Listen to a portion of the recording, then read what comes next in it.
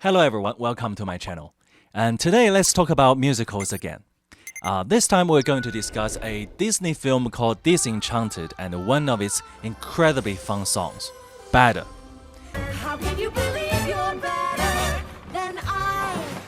So can you imagine it that this song about two ladies quarreling with each other has gained over 1.7 million views on YouTube. So let's explore what makes this song so cool and somehow charismatic.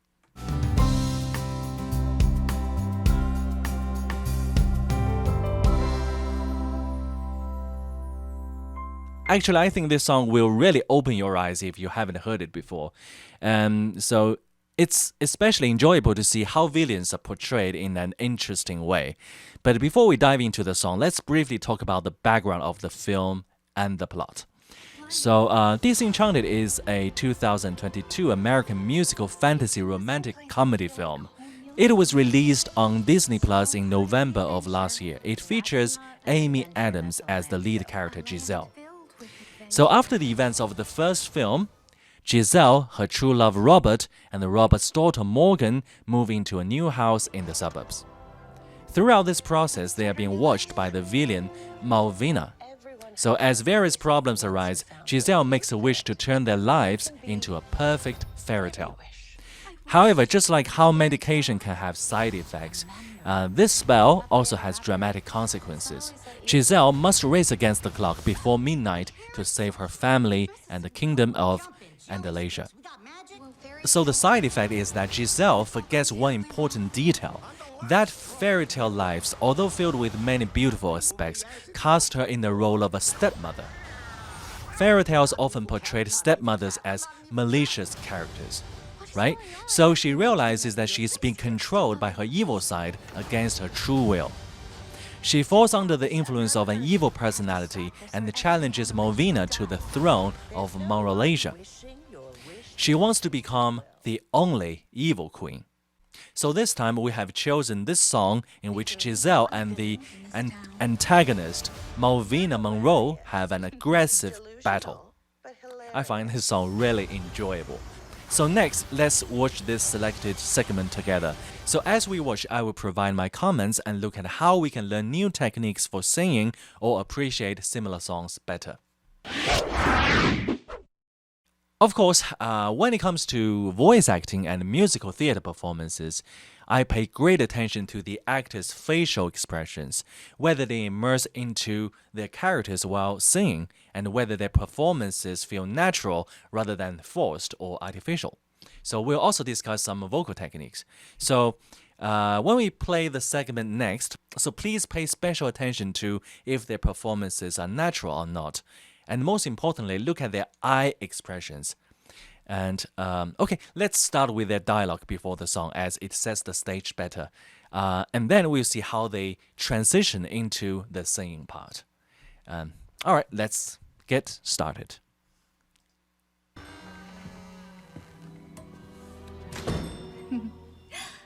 Mirror, mirror in her hand, who is the most blatantly insecure woman whose constant need to ask her own reflection for validation suggests that what she really needs to do is to love herself?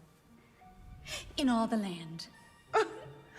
Giselle, a pleasure, as always. Okay, so let's pay attention here. So generally in musicals and voice acting, pronunciation is quite important when speaking. And these two have very clear pronunciation while speaking. Yes, I imagine it is. Well, I was hoping that I'd run into you, and look at this, it seems I have. So, what can I do for you then? I thought it only fair to give you a chance to hand Monrolasia over to me peacefully before any unpleasantness begins. And why would I do that? Because this town is mine. I think we both know that, don't we? Oh. Sadly, I'm going to have to decline your generous offer. Having had a chat with your little scroll friend, it's clear that Monrolasia is everything it was meant to be. However, that might have occurred. Well, I tried. But if you won't accept the offer, you know there's only one thing that can happen. Indeed. Dance off. You see what I gotta put up with. One of us has to die. Say midnight. During this process, personally, I feel like Amy Adams is a bit too deliberate in her portrayal of Giselle. So maybe she's trying to capture the feel of a character from a fairy tale. I feel like everything about her in Enchanted and Disenchanted seems a little bit more forced. Like she's always speaking with a fairy tale tone, you know, like, hello everyone. So yes, so there's always this kind of feeling. But this antagonist, Malvina, played by Maya Rudolph, I think she has a more grounded presence because I've always believed that even villains should have a natural performance. So what does this natural mean for a villain? So I believe it means I don't have to deliberately show my claws and fangs and make evil tones to come across as a bad person. So the evil character should naturally seep through, like when they casually say something wicked, it comes out naturally without any forced performance. So in that sense, I feel like Malvina's performance might be more natural. Of course, it could be that Giselle, being the leading role, aims for this kind of effect. So anyway, so let's carry on. Sounds about right. Again, I'm so sorry to ruin your little party with all of this messy, destroying you business.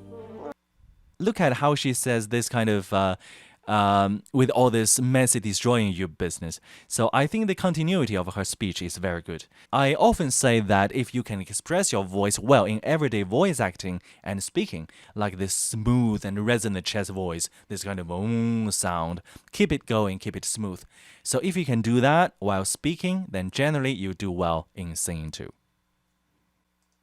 Oh, Giselle. You're hilarious.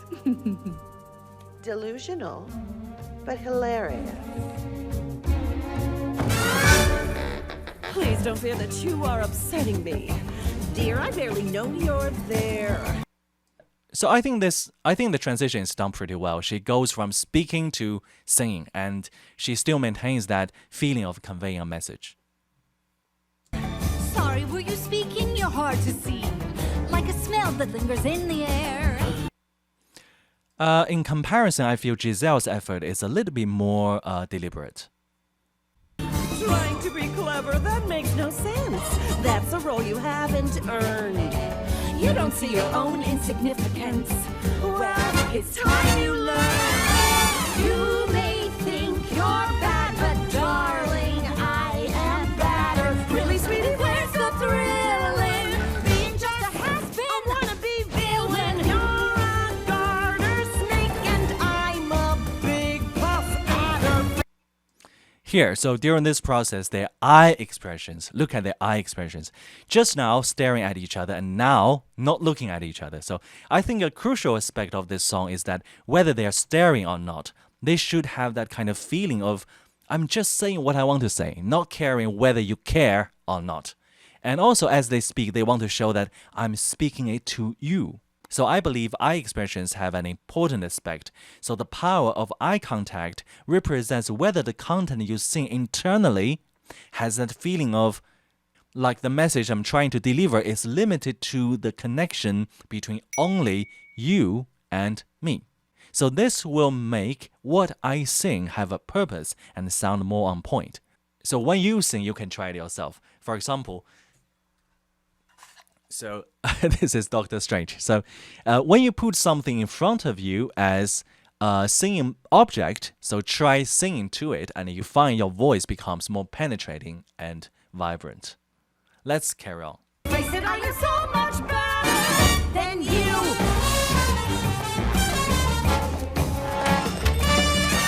Surely you can see it's ridiculous. Two villains in one fairy tale. This town is too small for the both of us. So off into the sunset you should sail.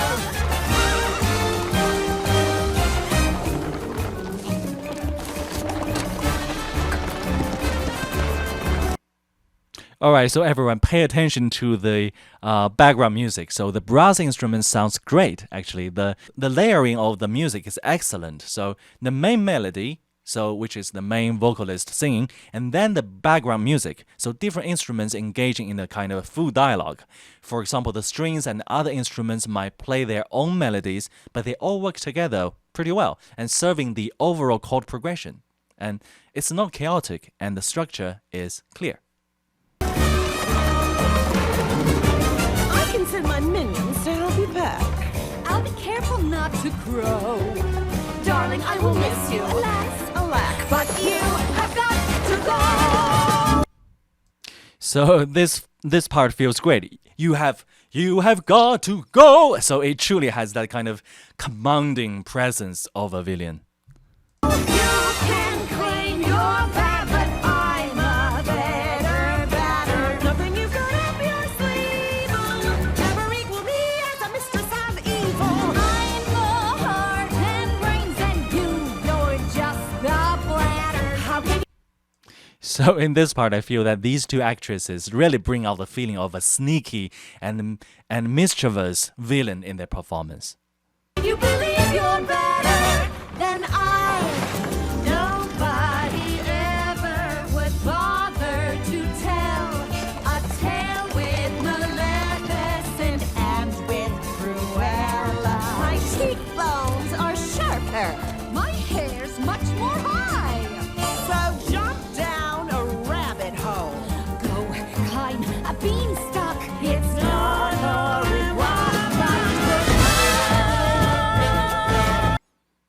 This part, I want everybody to focus on the brass instruments. So it creates a sense that the background brass instruments and their singing are having a conversation, complementing each other and enhancing this mischievous and the roguelike feeling.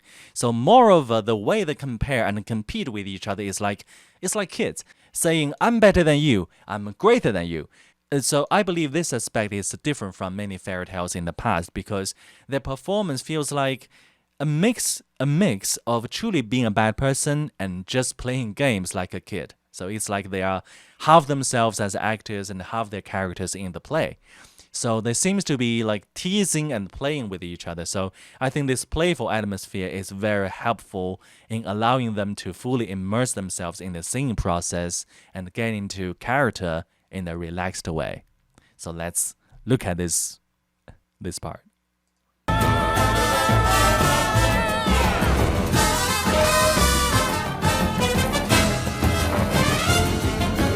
Someone really should put a stop on her. Put a stop on her. Find a You way. need to find a way. Maybe there's a house. So in this part, it needs to have a very playful and teasing feeling, like saying, "Hey, maybe I can drop this house on her, or maybe I should give her a poison." Right? So so the whole process seems like they are taking it seriously, but at the same time, not really seriously. It gives a sense of being playful. So I think this is a particularly charismatic aspect. Second drop on her. Is a poisoned apple too cliche? Drop it to a rooftop and toss it out. A spell to make her disappear. And when she is gone, I will own the town, and everyone will cheer. She was sort of bad, but you are so much better. Really, that is why I have done. See that she lives happily ever after. Once I sit alone atop a villain ladder, everyone in Monroe-Leisure will totally be in my thrall. They will say. So during the singing process, there should be a very strong sense of visual imagery in the mind. So when they sing certain parts, for example, so here when they say, "Oh Queen, we praise ya," and I imagine that the Queen images in their minds have already fully manifested. So I often mention in singing that when you sing about something in the lyrics, you should have a similar image or something related in your mind. So this way, it makes people feel like what you sing is not just the content of the lyrics, but rather the feeling of watching a movie. Say, "Oh Queen, we praise you, because I will be not just Because I will be not just better, but the nasty, everlasting, flabbergasting, very baddest of them all.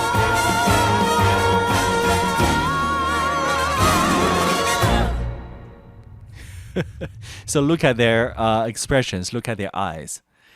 I think this song sounds really cool. It's a particularly satisfying feeling. And also from the beginning to end, their pronunciation is very clear.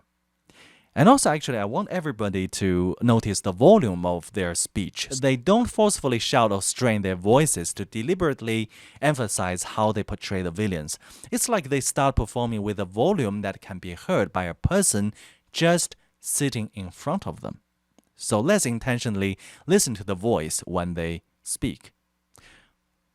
It's here. I'm going to have to decline your generous offer. Having had a chat with your little scroll friend, it's clear that Monrelasia isn't to be. Well, I tried. But if you won't accept the offer, Okay, so for example, her when she said, "Well, I tried."